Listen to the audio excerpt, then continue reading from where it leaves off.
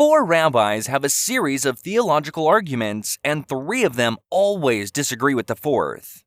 One day, the Odd Rabbi Out, after losing another argument by a vote of 3-1, decides to appeal to a higher authority. "Oh God," he cries out, "I know I am right and they are wrong. Please send a sign to prove it to them." As soon as the rabbi finishes his plea, a storm cloud moves across the sky and rain pours down on the four rabbis. "I knew I was right," says the lone rabbi. "The storm cloud and the rain are a sign from God." But the other rabbis disagreed, pointing out that storm clouds frequently form on hot days. So the lone rabbi prays again. "Oh God, I need a bigger sign to show these skeptics that I'm right and they're wrong." This time, a bolt of lightning slams into a tree on a nearby hill. "I told you I was right," exclaims the lone rabbi. But the other rabbis insist that nothing has happened that could not be explained by natural causes. Just as the lone rabbi is about to ask for an even more impressive sign, there is a huge wind, so forceful that it slams the three rabbis against a tree, leaving only the lone rabbi standing. Then a streak of sunlight shines down on the rabbi, and a booming voice declares, "You are right, my son." As he stands triumphantly over his stunned and quivering colleagues, the rabbi puts his hands on his hips and says, "Well?" There is complete silence. Then one of the other three rabbis says, "So now it's 3-2. After 30 years of marriage, a husband and wife go for counseling. When asked what the problem is, the wife goes into a tirade listing every problem they have ever had in the years that they've been married. On and on she goes. Neglect, lack of intimacy, emptiness, loneliness, feeling unloved and unlovable. An entire laundry list of the unmet needs that she's endured. Finally, after allowing this for a sufficient length of time, the therapist gets up, walks around the desk, asks the wife to stand, and kisses her long and passionately, as her husband watches with a raised eyebrow. The woman shuts up and quietly sits down as though in a daze. The therapist turns to the husband and says, "This is what your wife needs at least 3 times a week. Can you do this?"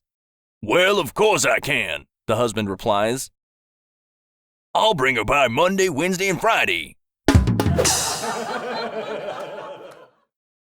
Many years ago, there were two sisters, one blonde and one brunette, who inherited the family ranch. Unfortunately, after just a few years, they were in financial trouble. In order to keep the bank from repossessing the ranch, they needed to purchase a bull from a stockyard in a faraway town so that they could breed their own stock. At this point, they were down to their last $600. Upon leaving, the brunette told her sister, "When I get there, if I decide to buy the bull, I'll contact you to drive out after me and haul it home." The brunette arrived at the stockyard, inspected the bull, and decided that she wanted to buy it. The man told her that he will sell it for $599 and no less. After paying him, she drove to the nearest town to send her sister a telegram to tell her the news. She walked into the telegraph office and said, "I want to send a telegram to my sister telling her that I've bought a bull for our ranch. I need her to hitch the trailer to our pickup truck and drive out here so we can haul it home." The telegraph operator explained that he'd be glad to help her, then added, "It's just 99 cents a word." Well, after paying for the bull, the brunette only had $1 left. She realized that she'd only be able to send her sister one word. After a few minutes of thinking, she nodded and said, "I want you to send her the word comfortable." The operator shook his head. "How is she ever going to know that you wanted to hitch the trailer to your pickup truck? Then drive out here to haul that bull back to your ranch if you send her just the word comfortable."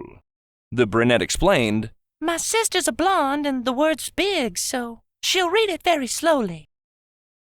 Come for the bull." Fresh out of business school, a young man answered a want ad for an accounting position. When he showed up for the interview, he was greeted by a very nervous man who ran a small business that he started himself. "I need someone with an accounting degree," said the man. "But mainly, I'm looking for someone to do my worrying for me." "Excuse me, sir?" asked the young man.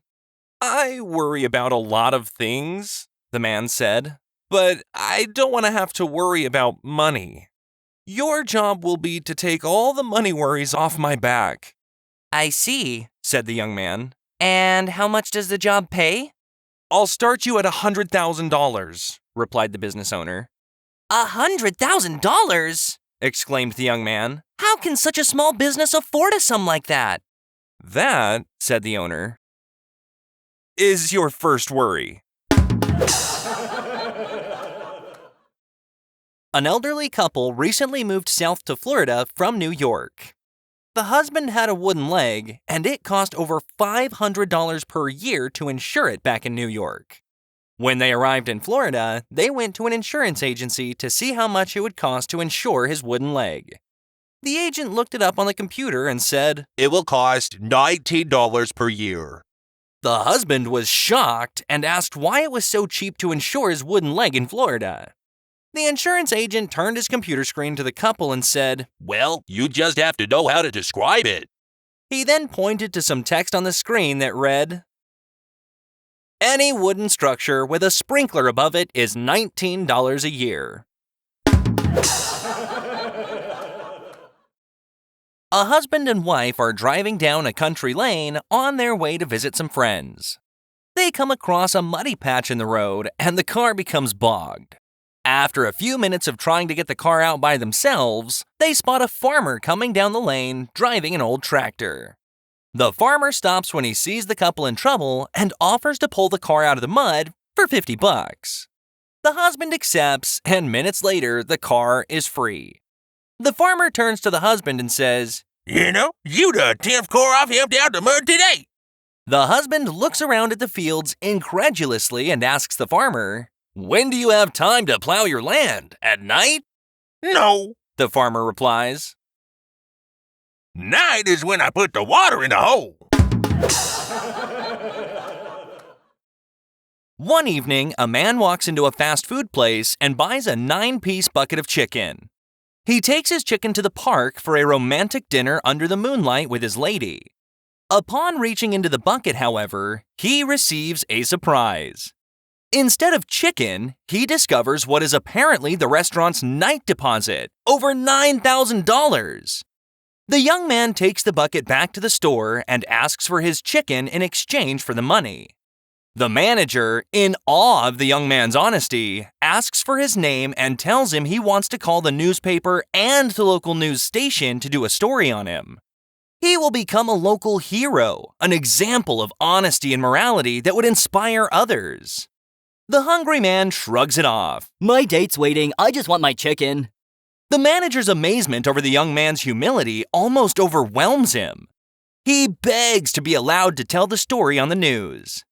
At this, the honest man becomes angry with the manager and demands his chicken. "I don't get it," the manager responds. "You're an honest man in a dishonest world. This is a perfect opportunity to show the world that there are honest people still willing to take a stand for what is right. Please give me your name and also the woman's name. Is that your wife?" "That's the problem," says the young man. "My wife's at home." There was a cruel king who enjoyed executing whoever he pleased. One day, a minister gave him wrong advice, so the king ordered the minister be thrown to the ravenous and vicious guard dogs. The minister said, "I have served you loyally for 10 years, and you do this?" The king was without mercy. The minister fell on his knees and pleaded, "Please give me 10 days before you throw me to the dogs." The king thought about it, weighed his curiosity versus his bloodlust, and finally agreed. The minister went to the keeper of the dogs and told him he wanted to feed the dogs for the next 10 days. The guard was baffled, but he agreed. So the minister started feeding the dogs, caring for them, washing them, and providing all sorts of comforts for them. When the 10 days were up, the king ordered that the minister be thrown to the dogs as sentenced.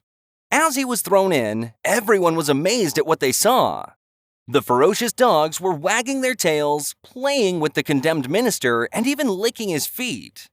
The king was baffled at what he saw. What happened to my vicious dogs? He growled. The minister turned to him and said, I served the dogs for only 10 days, and they didn't forget my service. I served you for 10 years, and you forgot all of it in my first mistake. The king then realized his own great mistake.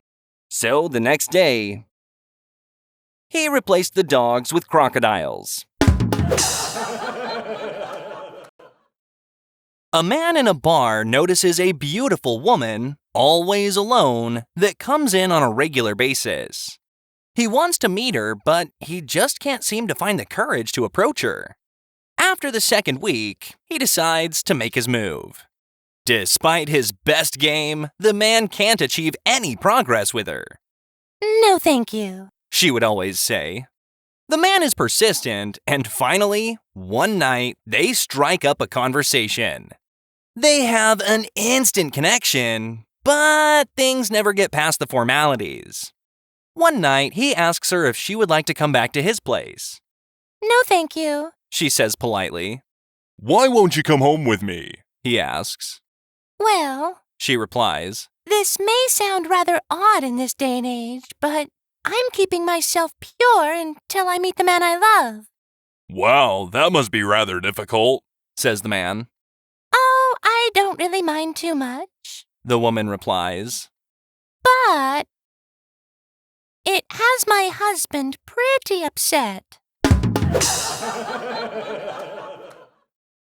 After digging to a depth of 10 feet last year, just outside of New York City, New York scientists found traces of copper cable dating back 100 years. After intensely studying the cable, they concluded that their ancestors already had a telephone network more than 100 years ago. Not to be outdone, in the weeks that followed, a Los Angeles, California archaeologist dug to a depth of 20 feet somewhere just outside of Burbank. Shortly after, a story appeared in the LA Times that read, California archaeologists report finding a 200-year-old copper cable. They have concluded that their ancestors already had an advanced high-tech communications network 100 years earlier than the New Yorkers. About 1 week later, a local newspaper in Houston, Texas, reported the following. After digging to a depth of 30 feet in his pasture near the community of Sugarland, Bubba, a self-taught archaeologist, reported that he found absolutely nothing. Bubba has therefore concluded that 300 years ago, Texas had already gone wireless.